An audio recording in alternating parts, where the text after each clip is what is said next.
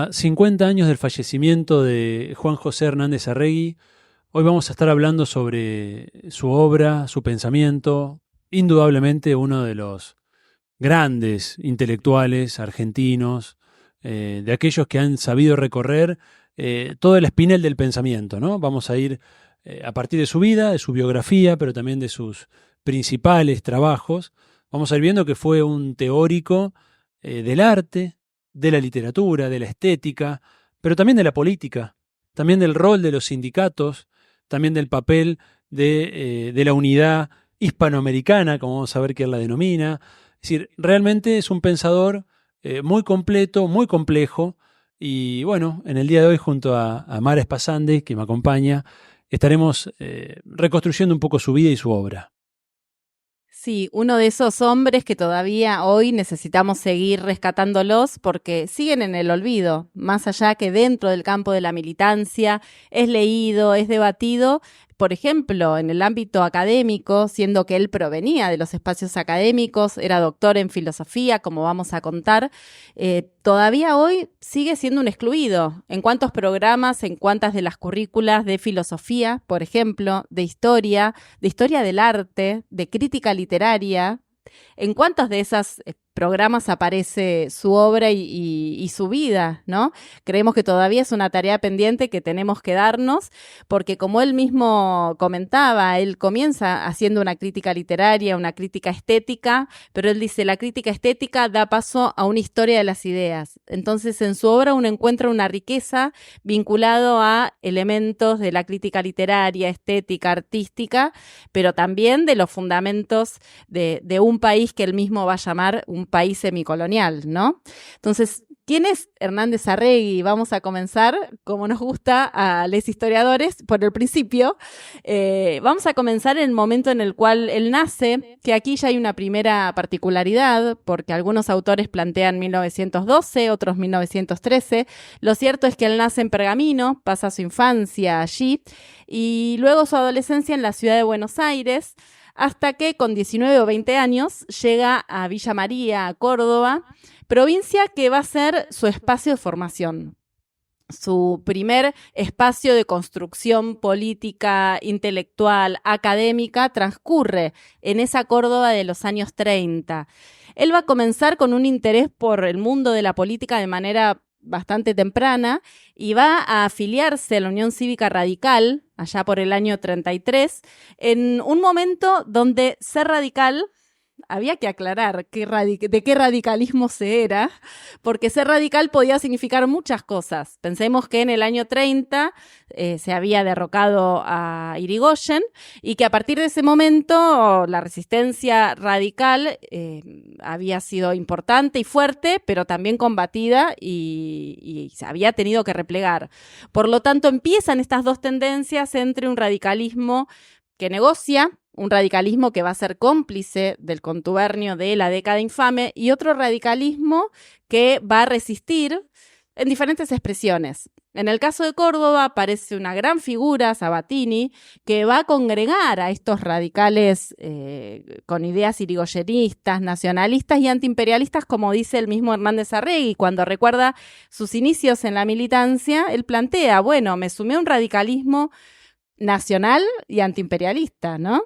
Exacto. Bueno, Amadeo Sabatini, que llegó a ser gobernador de Córdoba y que en el año 45 va a ser una de las figuras que se proponían como posible candidato a vicepresidente con Perón. Finalmente Sabatini no acepta ese lugar, que lo hubiera puesto en otro lugar en la historia, por cierto, ¿no? Pero bueno, en los años 30 fue una gran esperanza para ese radicalismo irigoyenista.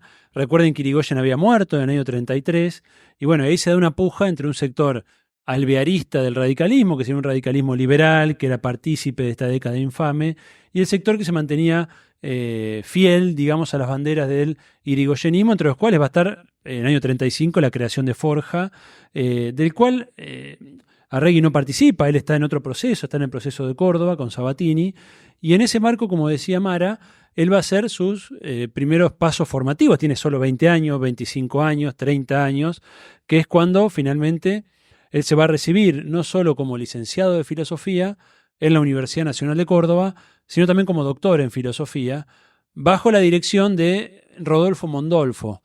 Quizás para muchos de ustedes que escuchen este nombre sea la primera vez que lo sienten nombrar, pero Rodolfo Mondolfo fue una figura muy importante de la intelectualidad argentina del siglo XX.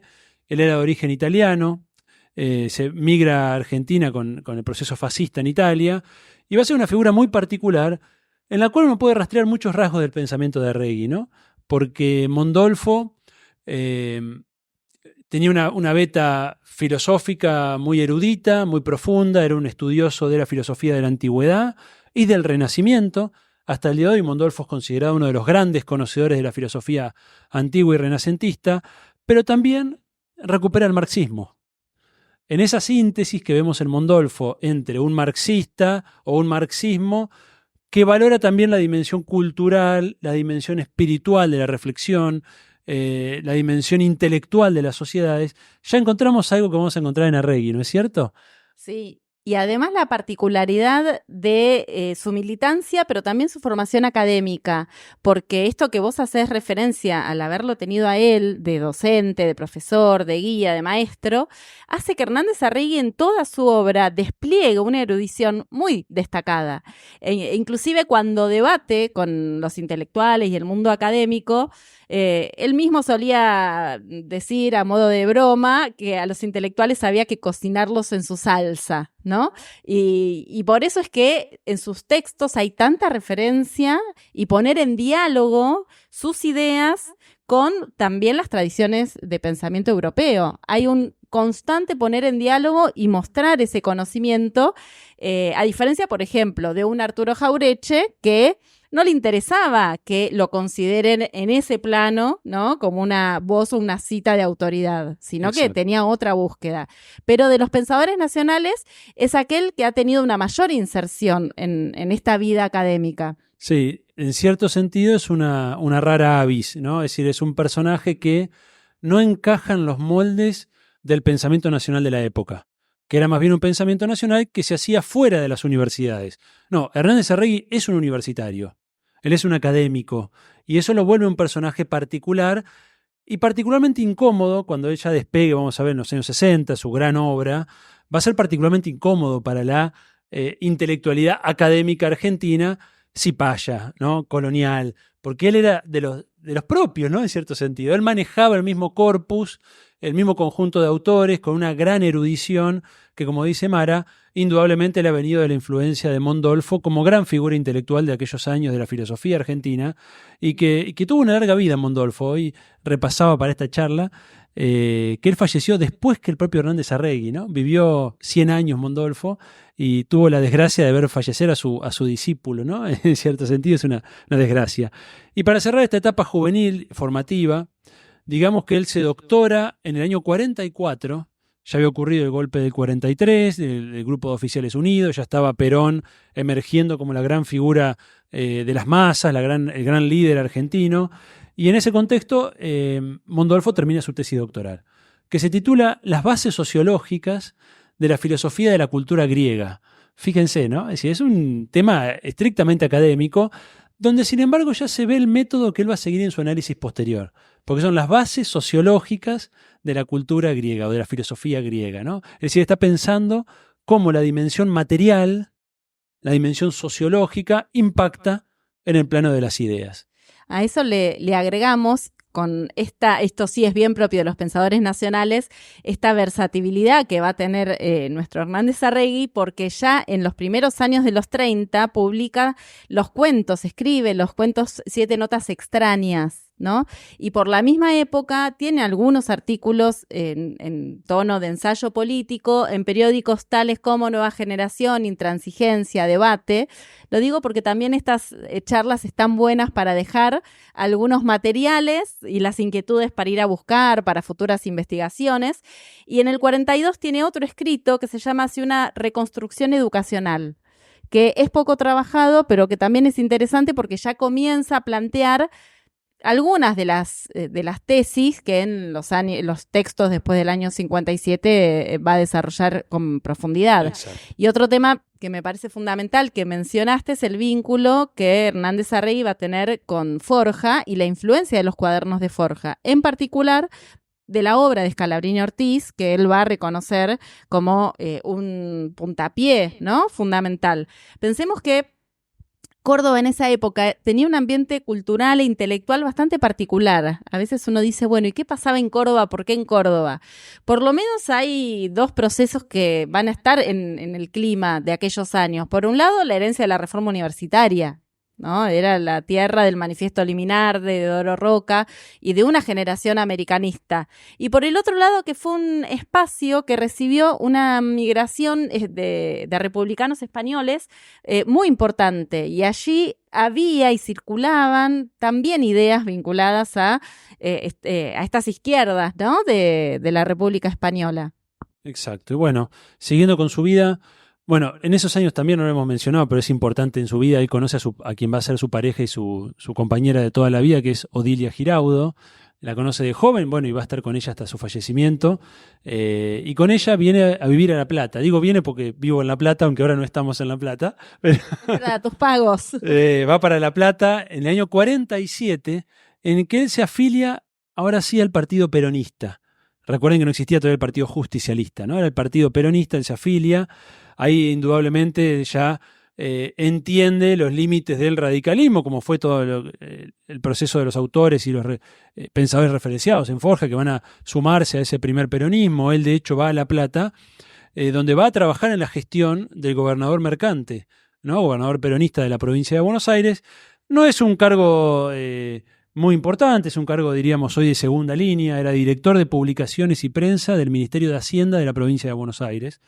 Pero eso va a ser el cargo de gestión en el que él va a hacer su aporte a la gestión de Mercante, que fue la gestión en la cual se cobijaron gran parte de los pensadores de Forja. Y él ya, estando en La Plata, él ya sí pasa a tener un vínculo directo con Jaureche y con este grupo de pensadores. Piense que Jaureche en esos años fue el director del Banco Provincia de Buenos Aires. Entonces ahí hay un vínculo ya directo y va a comenzar su actividad académica universitaria, ¿no? Él va a ser docente en la Universidad de Buenos Aires, va a ser docente en la Universidad Nacional de La Plata durante todo el peronismo. Así que es un periodo para él de vida académica, de participación en la gestión pública y de consolidación un poco de su formación, ¿no es cierto? Sí, y se destaca también la participación en la radio del Estado de la provincia, donde realiza algunas columnas muy críticas hacia la obra de Borges, las críticas literarias a Borges, a Victoria Ocampo. E insisto, ¿no? Son todos datitos que uno puede ir encontrando para luego ver cómo en los años 50, 60 van a tomar forma en sus libros y en sus obras ya con gran desarrollo, ¿no? Tal cual. Bueno, de esas columnas de radio es muy interesante porque uno en los últimos años hemos empezado a escuchar esto de que, bueno, quienes hacemos vida académica o nos dedicamos a tareas del pensamiento, tenemos que acercarnos a la sociedad y está quienes se lanzan un podcast, está quienes hacen un canal de video. Bueno, Hernández Arregui, en el año 51, si no me equivoco, empieza en Radio del Estado, que es el nombre que tenía en ese momento Radio Nacional. Si él tiene una columna, un programa semanal de filosofía y literatura. Y de hecho muchas de las columnas que él hizo, no todas, pero muchas de las columnas él las va a agregar en este libro suyo posterior, Imperialismo y Cultura, que es un libro del año 57, sobre el cual vamos a hablar en breve, y él va a transcribir muchas de sus columnas ahí, para demostrar que no, contra la imagen que se quería construir del peronismo como un gobierno de la barbarie, que por el contrario, él decía, fíjense, en la radio del Estado se le daba espacio a una filosofía de esta profundidad y de estas características, ¿no? Entonces él por eso transcribe las columnas de filosofía, que son muy interesantes, en este libro, en un apéndice que él agrega después a Imperialismo y Cultura. Este periodo de su vida concluye abruptamente. ¿Cuándo concluye? Septiembre de 55, ¿no? Que es un parteaguas. Mencionar un acontecimiento, un proceso que, al igual que Jaureche y que los hombres forjistas en el 52, va a tener un primer momento de crisis vinculado a la persecución y al macartismo que se ejerció sobre él, particularmente en él por su formación vinculada a la filosofía marxista, ¿no? Y a la mirada materialista que tenía del análisis del hecho social. Entonces esto es anterior al gran cimbronazo del 55, pero también sí, influye en la construcción de su obra, de su subjetividad y de las lecturas que después él va a desarrollar sobre los nacionalismos y sobre el peronismo. Sí, totalmente. Es un punto que atraviesa toda su vida, que es haber sufrido el macartismo, ¿no? Es decir, la persecución a su obra y su labor, porque él siempre defendió el método marxista de análisis. Y dentro del peronismo, incluso en la época clásica del primer peronismo, bueno, la palabra marxismo estaba muy fuertemente identificada con el bloque comunista, que en la teoría justicialista era uno de los dos, digamos, una especie de teoría de los dos demonios, ¿no? Estaba el imperialismo yanqui capitalista y el imperialismo soviético comunista, ¿no? Él reivindicaba el marxismo, si bien no reivindica la Unión Soviética, no tiene un análisis específico sobre eso, pero siempre reivindicó y se identificó como marxista, ¿no? Sí, como análisis, como método y también como una forma de interpretar la realidad nacional que lo lleva a adherir al peronismo. Esta síntesis de soy peronista porque soy marxista está vinculada a eso. Tal cual. A partir del ejercicio de la metodología y del estudio de la lucha de clases, considerar que el nacionalismo antiimperialista del peronismo era la opción por ser marxista de formación. Es muy interesante. Estamos acá con varios libros que nos permiten mostrar que hemos trabajado para este. Es muy interesante en la biografía de Galasso, que hace de Hernández Arregui.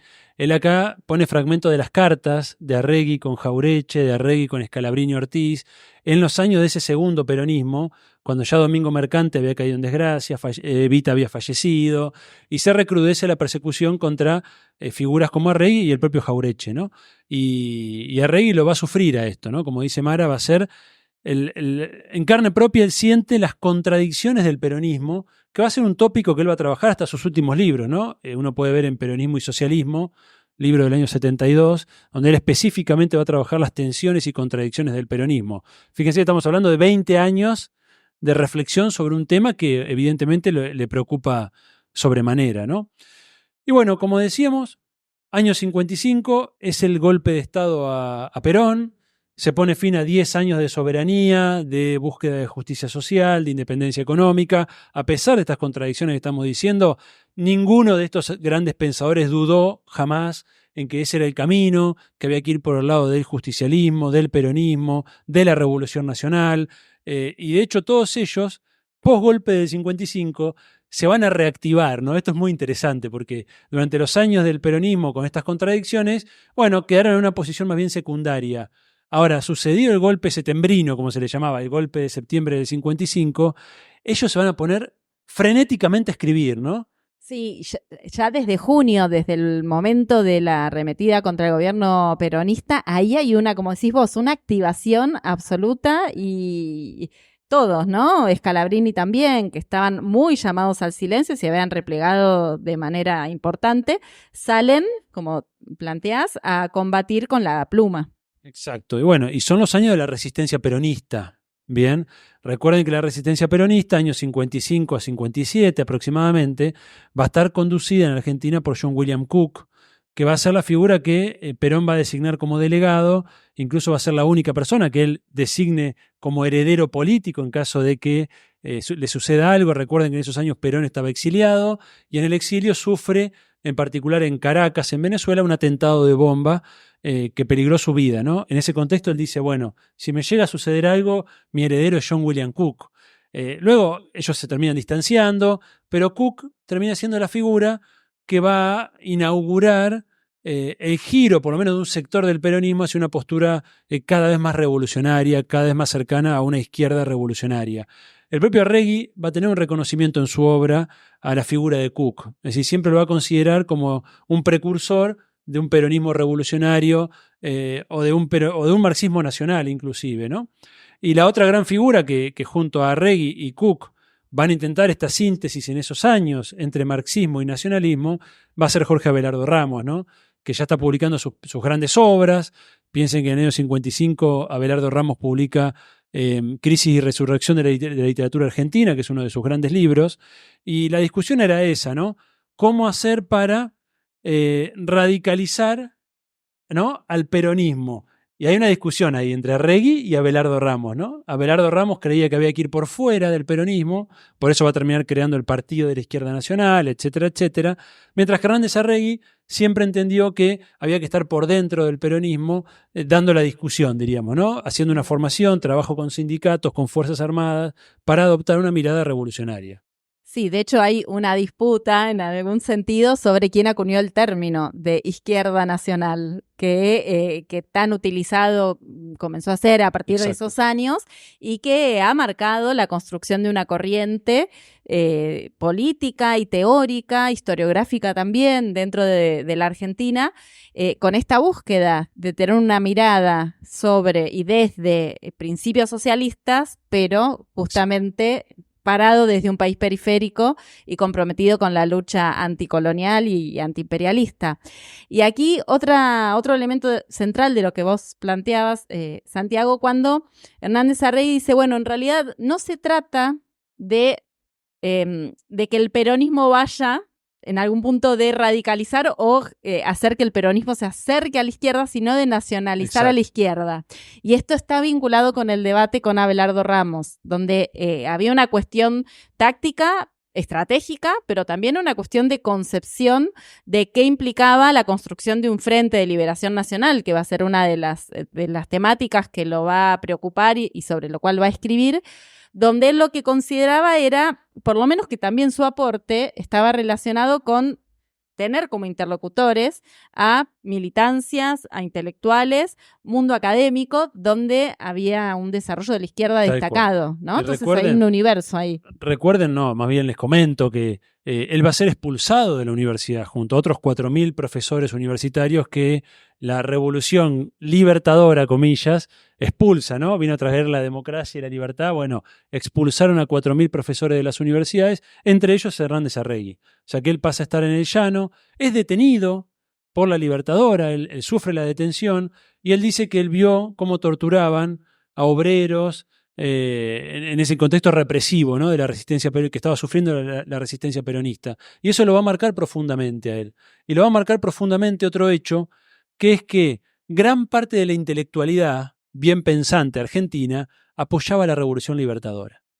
Este va a ser también en su pensamiento y en su historia intelectual, es un parteaguas, porque gran parte de la universidad, las grandes figuras intelectuales, literatos, referentes del pensamiento argentino, terminan apoyando una revolución libertadora que a todas luces era una revolución que venía a destruir todo lo bueno del peronismo, ¿no? Pérdida de soberanía, el ingreso al FMI, endeudamiento, desindustrialización, persecución, fusilamientos.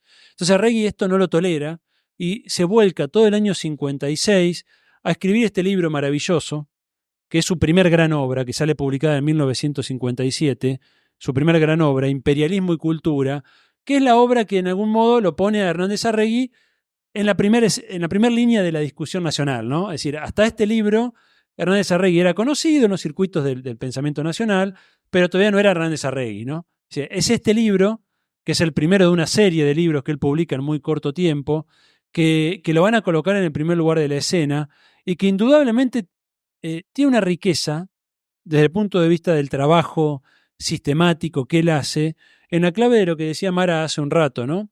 Él va a decir, bueno, a mí no me interesa en este libro hacer una crítica estética o una crítica de la literatura sin más.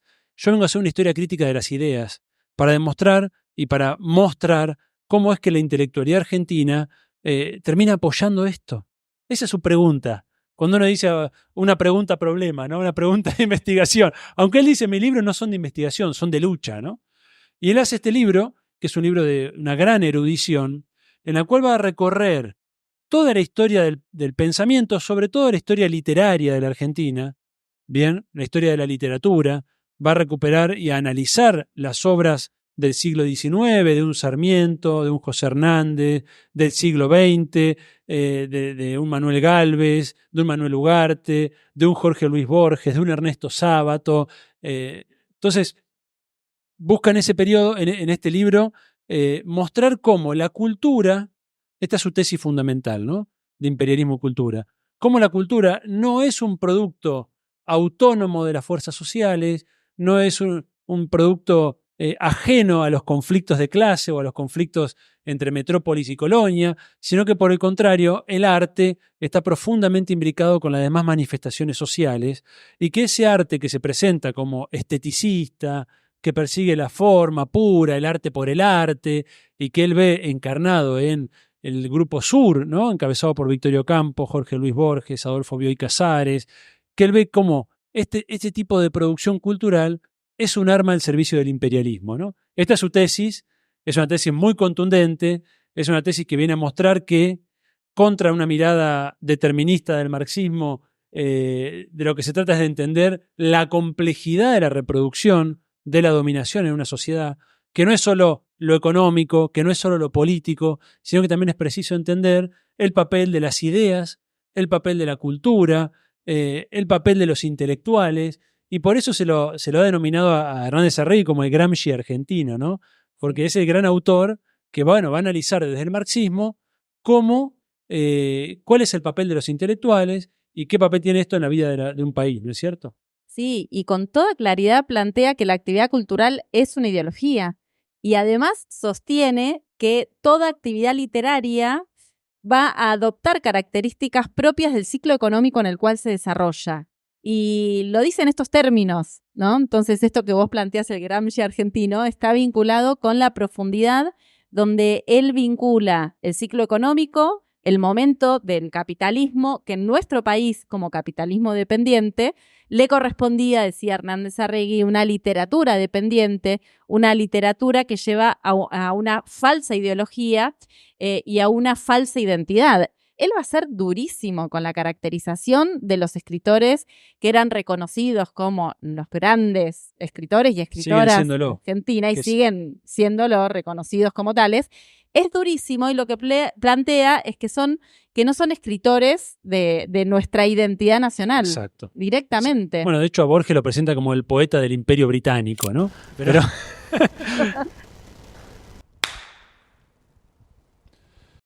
bueno, poco después de Imperialismo y Cultura, como les dijimos, él entra en una actividad muy frenética de escritura y producción. Yo siempre insisto, en aquella época no existía Internet. Y es preciso ir a buscar las fuentes a las bibliotecas, leer un libro completo para buscar una cita, y él realmente hace un uso erudito de un aparato bibliográfico de citas que es impresionante, ¿no? En el año 60 publica su segundo gran libro, que es La formación de la conciencia nacional. En el año 63, su tercer gran libro, que es El ser nacional, acá está presente. Y luego pasan varios años hasta que aparece en el año 69 su cuarta gran obra, que es Nacionalismo y Liberación. ¿Por qué pasan estos años? Bueno, él dice que este libro ya estaba escrito en el año 65. Es muy interesante seguir los prólogos de los libros. A medida que él hace reediciones, le va agregando nuevos prólogos que te tiran algunos datos de qué sucedía con su vida, ¿no?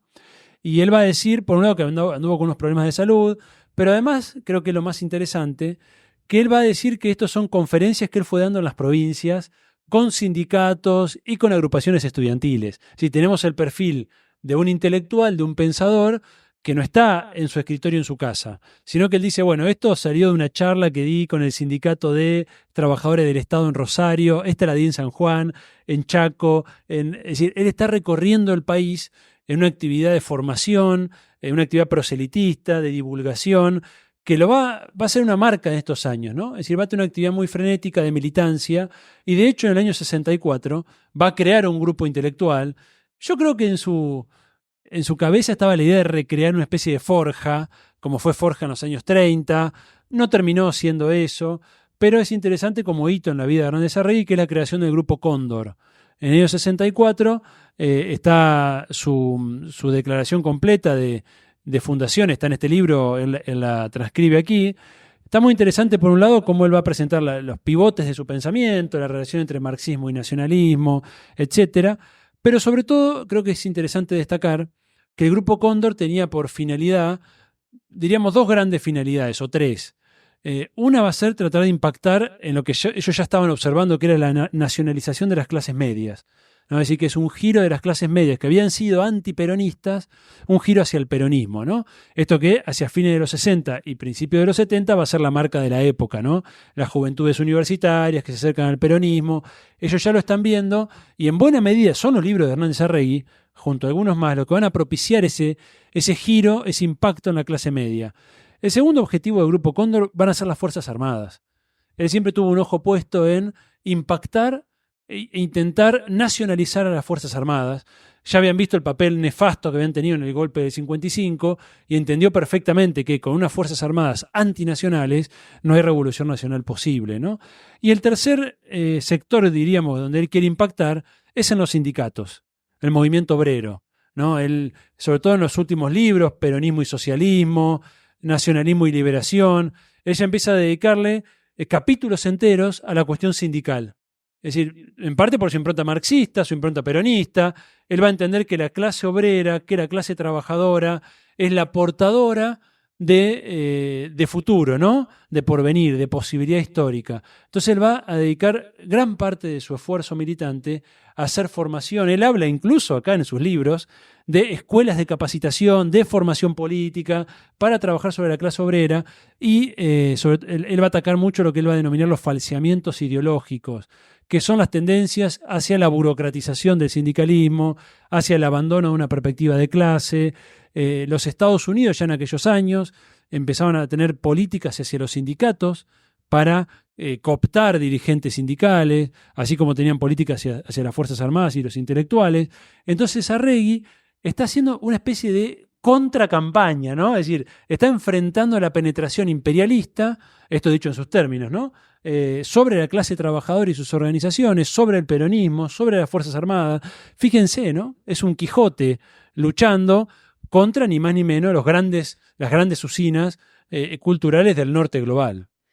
Y para hacerlo, echa mano de la historia, justamente, y en sus obras, a partir de la misma concepción que él tenía de la cultura y también la concepción de qué implicaba la lucha por la liberación nacional, va a considerar central el conocimiento y la revisión de nuestro pasado y de los relatos historiográficos de América Latina y de la Argentina en particular. Y allí es interesante porque uno puede observar no solo la lectura y la interpretación de un periodo concreto, sino también las conceptualizaciones y los debates en torno al nacionalismo.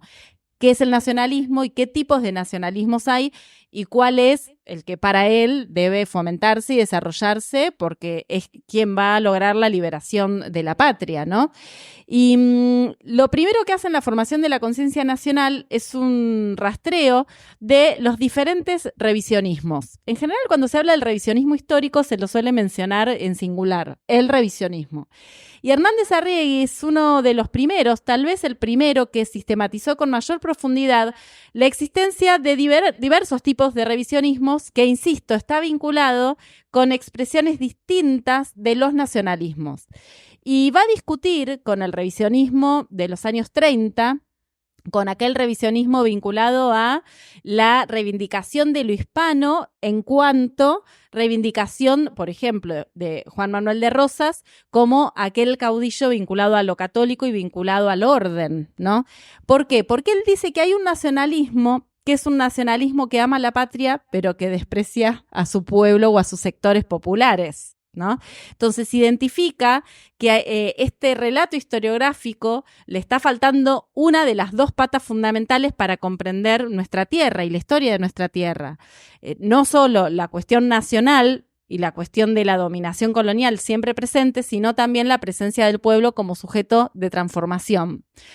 Pero no solo cuestiona o identifica a este grupo vinculado al revisionismo tradicional o conservador, sino también marca algunas diferencias con aquellos autores del revisionismo peronista o conocido tradicionalmente como peronista, rosista. Porque lo que identifica es que dentro del federalismo argentino existieron distintas corrientes y comienza a hablar también de diversos federalismos. Entonces marca allí que Urquiza, y hace una relectura de Caseros, señalando que Urquiza en un primer momento recibe el apoyo del federalismo del interior y que eso explica la fuerza que va a adquirir aquel ejército grande, más allá de la participación de los unitarios y del Brasil, que obviamente es crítica, pero en contra de esta postura de Rosas de no haber querido dictar la Constitución y repartir las rentas de la aduana. Esa es una lectura que él hace diferenciando el federalismo porteño, que va a caerle una y otra vez, ¿no? El espacio de Buenos Aires es un espacio objeto de crítica, de aquel federalismo y de aquellas montoneras y los movimientos sociales y populares de las provincias del actual territorio argentino. Entonces, ahí hay un punto importante porque va a ser inaugural de toda una tradición que luego en la izquierda nacional van a continuar muchos otros, de los cuales se encuentra el biógrafo justamente Hernández Arregui y Norberto Galazo, ¿no? Exacto. Mira, este punto que señala Mara como historiadora es central en la obra de Arregui y en la obra de estos pensadores nacionales en general, porque hay que ubicarse en la época, ¿no? Esa historiografía liberal dominante, ese pensamiento de los grandes literatos del Grupo Sur que dominaba la escena nacional, que eran profundamente antiperonistas, habían hecho una identificación muy fuerte entre Perón y Rosas. Entonces, en la discusión de la época, la interpretación sobre Rosas se había vuelto un tema del presente. Por eso ya en Imperialismo y Cultura, él, en el prólogo, ella entra en la discusión sobre la persona de Rosas. Hoy nos parece una discusión lejana, aunque bueno, ahora la política vuelve permanentemente sobre la historia, ¿no? Uno lo puede ver cuando nos dicen volvamos al país del siglo XIX. Bueno, es la discusión historiográfica en definitiva. Y Hernández Arregui le da una importancia muy grande. Fíjense que hablamos de un autor que domina el corpus literario, el oficial y el silenciado y el olvidado. Es un autor que domina la cuestión historiográfica porque entra en una discusión muy finita, con el revisionismo católico o conservador, con la historiografía liberal, mitrista, con la cual también discute, y se va a posicionar y va a ser uno de los fundadores de la corriente del revisionismo federal provinciano, ¿no? Que tiende a enfatizar el papel de las montoneras federales, Felipe Varela, el Chacho Peñalosa, que hace una valoración de Rosas, donde él dice, justo lo estuve repasando, él dice Rosas era pro-británico pero no antinacional, ¿no? Es decir, es una figura que él la pone en un lugar intermedio, que es esa categorización que utiliza el federalismo provinciano, ¿no? Y una cuestión más para enfatizar, que a partir de Hernández Arregui, es uno de los historiadores, digamos, que piensa la historia en este sentido, ¿no? Filósofo, pero también historiador, la importancia de Pavón como punto de quiebre para la conformación de la oligarquía argentina. Él realiza a lo largo de sus obras una historia de la clase dominante argentina y de la oligarquía argentina, así como realiza una historia de los partidos de izquierda, por ejemplo, y el derrotero que fueron teniendo a lo largo del tiempo, alejándose de las posiciones nacionales o aquellos grupos que se acercaron, como vos mencionaste, al pasar Ugarte y la generación del 900, al cual también les da un espacio. Sí, claro. Pero la importancia de Pavón y la crítica que hace a Mitre es fundamental y central, cuando había otros revisionismos que cargaban un poco más las tintas, vamos a decir, con Sarmiento y en el momento de Casero. Hernández Arregui dice, el inicio del país oligárquico es 1861, ¿no? Y otro punto, sobre todo en nacionalismo y liberación, que es el que mejor desarrolla, creo yo, la cuestión del nacionalismo, también están en qué es el ser nacional, pero nacionalismo y liberación es el foco de ese libro. Él va a distinguir, creo yo, 4 tipos de nacionalismo, ¿no? Pero podemos distinguirlo a partir de 2 ejes. Un nacionalismo de las potencias centrales y un nacionalismo periférico. Ahí tenemos una primera distinción que es fundamental en la época. El nacionalismo central sería el nacionalismo imperialista, expansivo, que expresa una superioridad sobre otros pueblos, que se impone, que domina. El nacionalismo periférico de las colonias es defensivo, es liberador, no es expansivo, no pretende imponerse sobre otros pueblos. Entonces ahí tenemos una primera distinción. Pero, dice él, también hay que ver el carácter de clase de un nacionalismo. Si es un nacionalismo de las élites, bien, de los grupos dirigentes, o es un nacionalismo de las masas, popular. Tenemos una segunda distinción. Entonces uno podría hacer un cruce, identificar los 4 tipos de nacionalismos, ¿no? Indudablemente, Hernández Arregui es el teórico, o uno de los principales teóricos, de un nacionalismo periférico, es decir, liberador, y de las masas populares. Y en esa tradición, él va a ingresar en la discusión historiográfica, por un lado del siglo XIX, que le dan mucha importancia en esta época, pero también antes. Él va a decir, la primera discusión que tenemos que dar es que nuestra historia no empieza en el siglo XIX, sino en el siglo XVI. porque él va a hacer toda una recuperación de la tradición de lo que él denomina como la América española o la América hispánica, ¿no?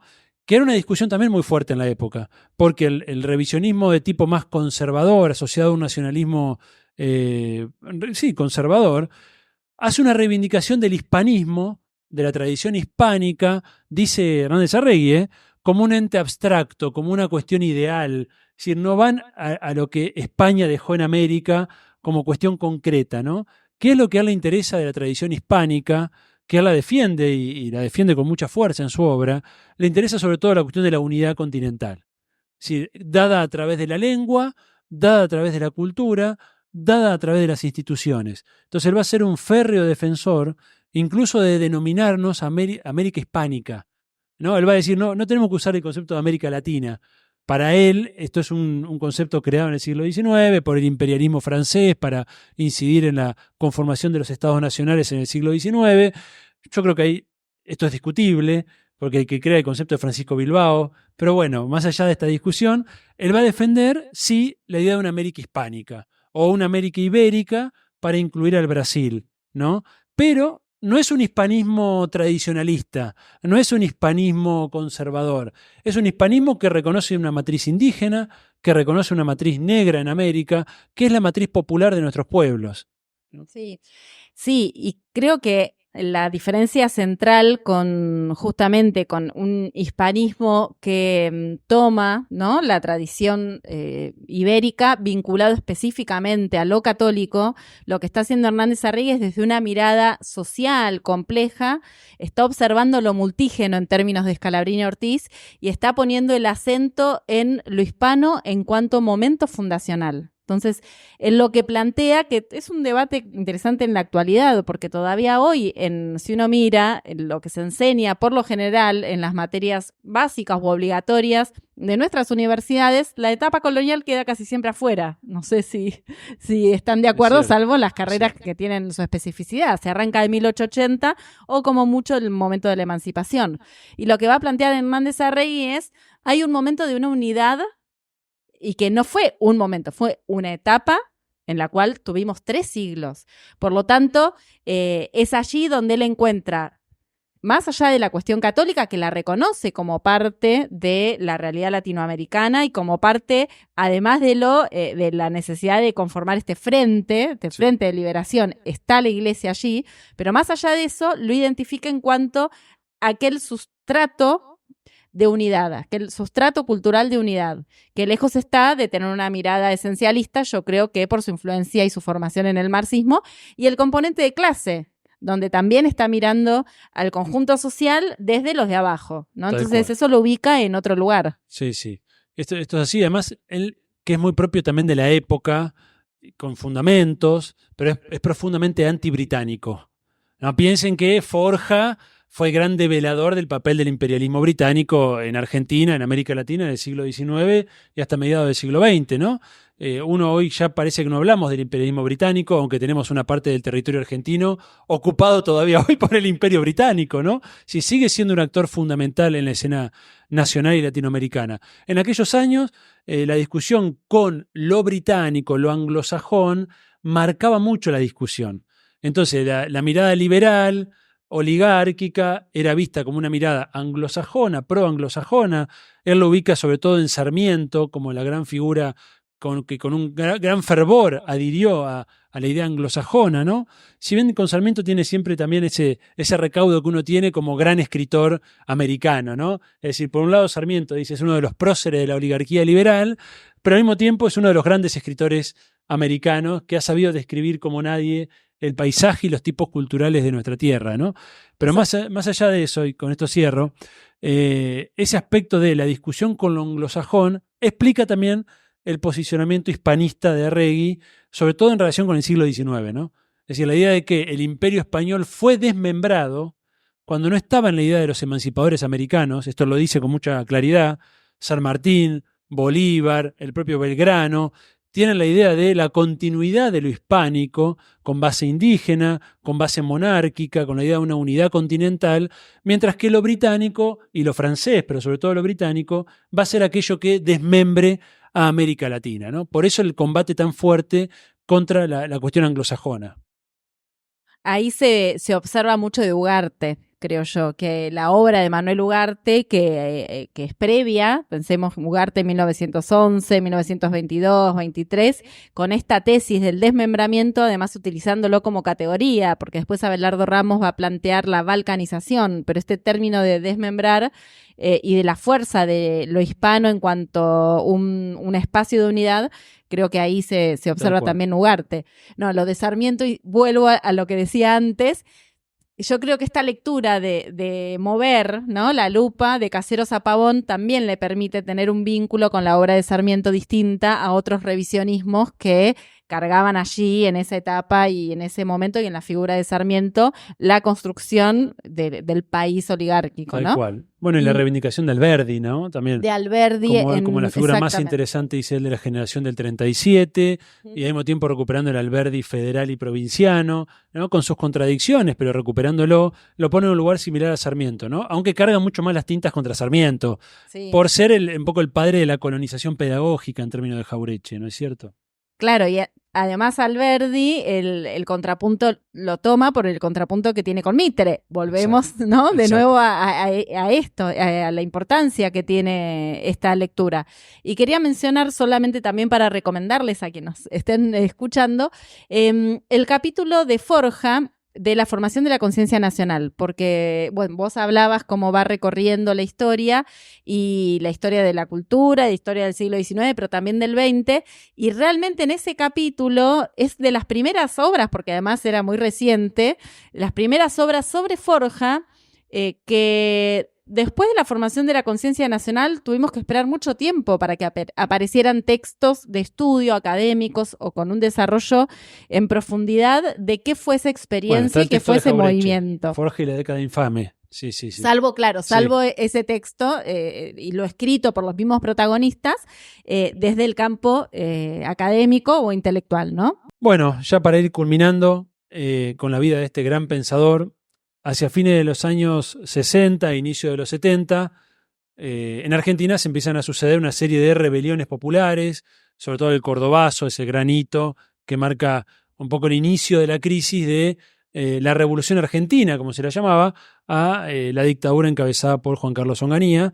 Y son esos años de inicio de un proceso de radicalización de masas con el cual Hernández Arregui había soñado en cierto sentido, que él había propiciado con su obra, no solo escrita, sino formativa, recorriendo el país, y él va a ver con gran entusiasmo incluso la acción del propio Perón en esos años, con quien se cartea, él va a compartir las cartas que le envía Perón, las va a transcribir tanto en Peronismo y Socialismo como en Nacionalismo y Liberación, donde Perón define el peronismo como un socialismo nacional, ya antes lo había definido como parte de la izquierda nacional. Entonces, indudablemente Hernández Arregui sentía un apoyo de Perón. De hecho, Perón en sus cartas dice que era el intelectual más importante, que había que recomendar su lectura. Es decir, él siente un gran apoyo, ni más ni menos que de Perón, ¿no? Y está viendo cómo la juventud se radicaliza, el movimiento obrero, e incluso sectores castrenses, sectores de la oficialidad del ejército, se acercan a Hernández Arregui y él inicia un trabajo político con un grupo de oficiales del ejército. Imagínense, era todo lo que él venía soñando y por lo cual venía trabajando hacía 20 años. Entonces fueron años de gran expectativa, de gran esfuerzo militante y de gran presión también en relación con la violencia reaccionaria que también empieza a sufrir el campo popular en general y él en particular, ¿no? Al punto de que en el año 1972 sufre un atentado de bomba en su domicilio, acá en la ciudad de Buenos Aires, un atentado de bomba muy fuerte, muy violento, es decir, no era una bomba que quería dar un mensaje disuasorio, sino que tenía fines letales, ¿no? De matarlo. Él finalmente no tiene más que heridas leves, pero su mujer, su compañera de vida, tiene heridas muy graves, ¿no? Esto a él lo va a marcar en los últimos años de su vida. Esto ocurrió en el año 72, es el mismo año que saca el libro Peronismo y Socialismo, donde él buscaba generar por primera vez un libro de lectura fácil, ¿no? Él lo dice en la apertura del libro, es decir, no quiero escribir más para intelectuales, no quiero escribir más para universitarios, quiero hacer un libro que pueda ser leído por un obrero, por una persona sin una formación específica, Bueno, el resultado no sé si es el mejor en términos de eso que él buscaba, ¿no? Queda a gusto de cada lector, Queda a gusto cada de cada lectora. lector. Pero fíjense el título, ¿no? Es decir, no hay dudas de para dónde él veía que iba la cosa, que era básicamente que, de hecho lo dice en el libro, ¿no? El socialismo en Argentina, que era un proceso que ellos veían en esa época, es importante sobre todo para la juventud, ubicarse qué significaba el socialismo en los años 60 y 70, y se creía que el mundo inevitablemente iba hacia el socialismo. Es decir, era una cuestión de plazos, era una cuestión de métodos. Hernández Arregui va a creer que, por ejemplo, la revolución iba a ser violenta, él no creía en la posibilidad de un cambio pacífico. Un poco está discutiendo ahí con la experiencia chilena, ¿no? De Salvador Allende. Él lo dice explícitamente, ¿no? Es decir, las clases dominantes no van a ceder a sus intereses de clase, a sus privilegios pacíficamente, es decir, la revolución será violenta. Y él veía que efectivamente la violencia armada y la violencia política se multiplicaba en todo el tercer mundo. Entonces es importante ubicarse en esa época, en una época, insisto, que él había previsto y la cual lo tenía como principal protagonista, al punto que sufre un atentado de bomba en el año 72, que es de los primeros atentados hacia pensadores nacionales, hacia referentes del pensamiento, año 72. Ya después en el 74, 75, esto va a ser mucho más común, va a haber exilios, pero en el año 72 es porque Arregui estaba en un lugar central, ¿no? Y quizá también por su incidencia dentro de su inserción dentro de las Fuerzas Armadas. Piensen que a los oficiales que él estaba formando van a ser condenados bien por la justicia militar a distintas sanciones y va a desarmar el trabajo político que él estaba haciendo en el ejército. Sí, son años de un entusiasmo político-intelectual enorme, porque en algún punto el encuentro que él había realizado a lo largo de sus estudios, de sus escritos, entre el socialismo y el peronismo, él sentía, ¿no?, que se estaba desarrollando en la realidad efectiva, en la realidad concreta. Entonces era el momento de la descolonización del tercer mundo. Pensemos los movimientos de Asia, de África, la Revolución Cubana, el mismo Perón declarándose en favor del socialismo nacional con características propias que estaban vinculadas con la propia historia también del peronismo y de la búsqueda de la justicia social. Pero era el lenguaje de la época y era ese optimismo epocal, como suele llamarse, donde el cambio estaba por venir. Y en ese marco, el comenzar a ser perseguido fue un impacto enorme, sin lugar a dudas, pero no solo por la fuerza que comienza a observar que toma la oligarquía y sus brazos armados y militares y paramilitares, sino también por los conflictos que se comienzan a dar dentro del Frente Nacional. Cuando ya luego del 73 comienzan a profundizarse las diferencias dentro del Frente, él visualiza el peligro ante el cual se encuentra el país, la patria y la América Latina toda. Y son meses de mucha preocupación en los cuales recibe esta noticia de que ha sido incluido en una lista negra de la AAA y que su vida corre riesgo, al igual que la de otros compañeros. Tal cual. Ese es, diríamos, ya los años finales de Hernández Arregui. Hernández Arregui va a fallecer en septiembre de 74. Estamos hablando de que en el 72 él todavía expresa un enorme optimismo por la posibilidad de la revolución en Argentina. Piensen que Perón retorna al país a fines del 72 por un breve periodo de tiempo y después hace su retorno definitivo en el 73. En todo ese periodo, indudablemente, Arregui era una figura intelectualmente de un peso enorme y que expresaba con gran optimismo, un gran optimismo por lo que estaba sucediendo. Ya luego de la masacre de Ezeiza, en el retorno de Perón, cuando la derecha peronista, la derecha vinculada a López Rega, a sectores del sindicalismo, que él venía denunciando fuertemente, lo que él en la época se denominaba como los sectores bandoristas, ¿no? Toda esa violencia que empieza a desatarse entre una derecha y una izquierda peronista, lo van a asumir en un estado, dicen quienes lo acompañaron en ese periodo, de una depresión o de una profunda angustia, ¿no? Piensen que en mayo del 74 fallece Jaureche, con quien, él tiene una amistad, y finalmente él, luego de ser incluido en la lista negra de la AAA, donde esa lista negra incluía 5 nombres, y los primeros nombres van siendo asesinados, él tiene que partir hacia un exilio interno, hacia la ciudad de Mar del Plata, ¿no? Que es donde lo encuentra la muerte, ¿no? Es decir, tiene un paro cardíaco y fallece en septiembre del año 74, ¿no? Quizá por suerte no pudo ver el desastre que vino después, ¿no? En cierto modo yo creo que en su angustia la anticipa un futuro negro, y también expresaba preocupación, como también lo expresó Jauretche, por la deriva vanguardista de los sectores de la tendencia revolucionaria del peronismo, a los cuales él había apoyado y a la cual él se sentía parte, ¿no? Con Jauretche sucede un poco lo mismo, incluso diríamos con Hernández Arregui una identificación mayor, ¿no? Que con el propio Jauretche. Pero él ve con preocupación esa tendencia vanguardista. Por ejemplo, él crea en el año 73, crea una revista, ¿no? Que se denominaba Peronismo y Socialismo. Llegan a sacar un solo número. Luego viene un giro hacia la derecha del propio Perón después del asesinato de Rucci, donde empieza a decir, bueno, o sos justicialista o sos marxista, y todo esto a él lo descoloca profundamente y entiende que es momento de replegar. Y de hecho cambia el nombre de la revista y le pone Peronismo y Liberación, volviendo a un planteo anterior al planteo socialista.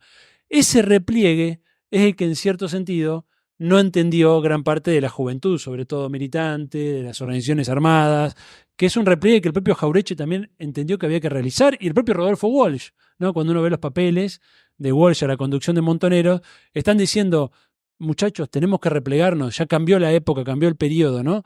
Y Arregui entiende eso como lo entendió Jauretche.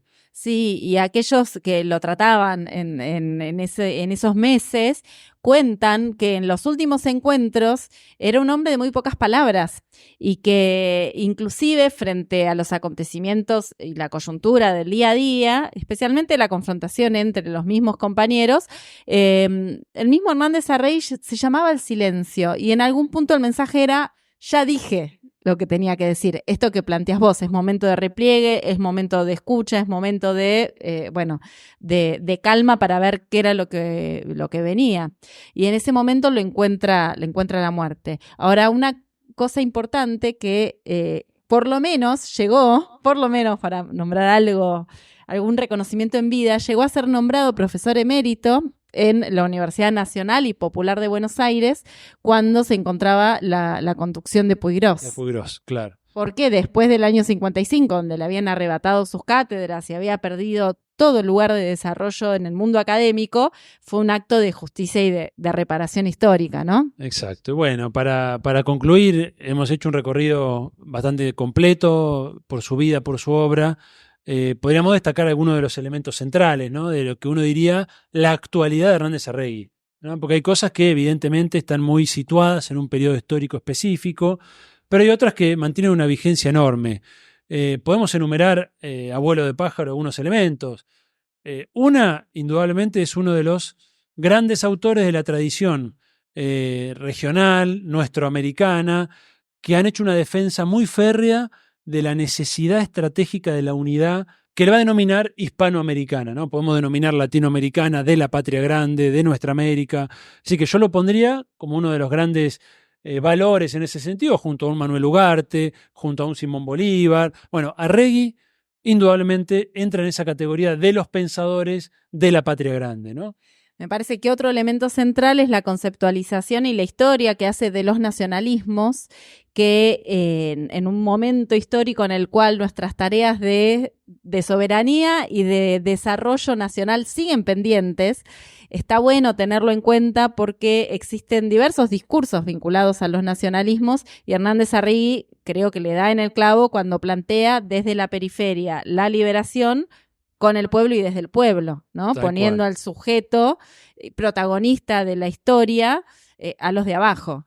Un tercer elemento que yo recuperaría de la actualidad de Hernández Arregui es el compromiso ético-político de un intelectual que él decía, ¿no?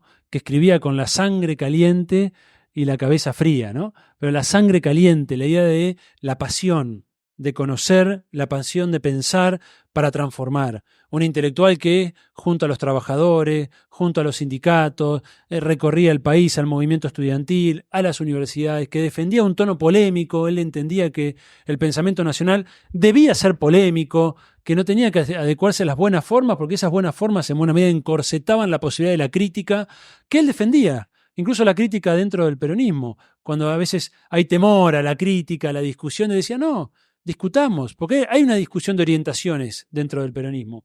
del movimiento nacional. Bueno, esa discusión es válida mientras sea en un marco, ¿no? Crítico constructivo, ¿no? Ahí tenemos, creo yo, un tercer elemento de vigencia. Sí, y otro, y vinculado a esto que vos decís, la crítica aguda sobre la cultura y los dispositivos de dominación. Me parece que eso es un elemento central que él a lo largo de toda su vida va a desarrollar, esta crítica literaria, estética, también las referencias a los medios de divulgación de esas ideas, que vienen de la mano de la crisis del espíritu. Y a mí en estos tiempos, releyendo a Hernández Arregui, es uno de los elementos que me resultan también interesantes, porque analiza mucho aquellos años 30, por ejemplo, de la crisis del espíritu popular y cómo para él el campo de la resistencia también es un campo de la resistencia en el espíritu, ¿no? Y de cómo fortalecer las fuerzas espirituales del pueblo para dar batalla y que está totalmente vinculado con las expresiones artísticas y con la resistencia cultural. Por eso para él estas falsas ideologías o estas literaturas y formas artísticas que respondían a la dependencia debían ser combatidas. Creo que ahí hoy pensar nuestras crisis espirituales, pero también nuestra potencia creativa como pueblo, es parte de la resistencia de la etapa. Tal cual. Y yo creo que un quinto elemento, ya para ir cerrando, sería el desarrollo de un método de análisis, ¿no? Él adhiere una mirada marxista, pero nunca tuvo un marxismo cerrado, todo lo contrario. Recién decíamos fuera de cámara que tiene cosas de Gramsci, tiene cosas de un Mariátegui, ¿no? El gran pensador peruano, tiene cosas de esos, de un Lenin, a quien él reivindica mucho, muchas veces lo menciona como el pensador de la cuestión nacional dentro del marxismo. Entonces, un método de análisis materialista, pero no reduccionista, que es capaz de ver la complejidad de lo real, ¿no? Ver la interacción entre la cultura, la economía y la política. No hablamos, pero él también acá tiene estudios de economía. Entonces, esa audacia intelectual de no reproducir dogmas sin pensarlos, sino reproducir, en todo caso, o aplicar un método de análisis con una mirada muy clara, que en este caso, en el caso de Hernández Arregui, diríamos que es su marca del orillero, su marca de origen, que es la síntesis entre nacionalismo, que es una escala nacional latinoamericana, esto está clarísimo, Hernández Arregui, nacionalismo y la cuestión social, la cuestión de clase, la mirada más desde el punto de vista marxista del análisis y de la perspectiva revolucionaria, ¿no? Esta síntesis, creo yo, es el gran aporte intelectual de Hernández Arregui.